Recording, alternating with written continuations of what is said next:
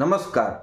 જન્મકુંડળીમાં ગુરુ ગ્રહ ખરાબ પરિસ્થિતિમાં હોય અથવા અશુભ પરિસ્થિતિમાં હોય, શુભ પરિસ્થિતિમાં લાવવા માટે શું ઉપાય કરવા જોઈએ તે ઉપાય આજે તમારી સમક્ષ રાખવા જઈ રહ્યો છું। મિત્રો, ગુરુ ગ્રહ ખરાબ પરિસ્થિતિમાં હોય તો તેના શું લક્ષણ છે?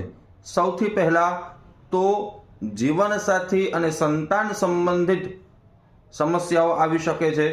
બુદ્ધિ વ્યવહારમાં, ધર્મના આચરણમાં સમસ્યાઓ આવી શકે છે। આવી ઘણી બધી સમસ્યાઓ છે। તો ગુરુ ગ્રહને મજબૂત કરવા માટે સૌથી પહેલો ઉપાય એ છે કે ગુરુવારનું વ્રત કરવું જોઈએ, ફળ અને દૂધનો આહાર લઈને।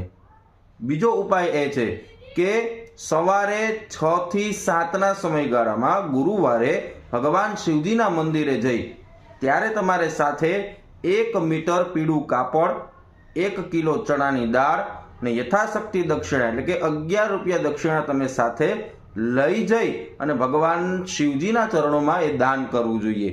અને ગુરુવારના દિવસે કોઈ પણ જરૂરિયાતમંદ વ્યક્તિઓને પીળું મિષ્ટાન ખવડાવવું જોઈએ।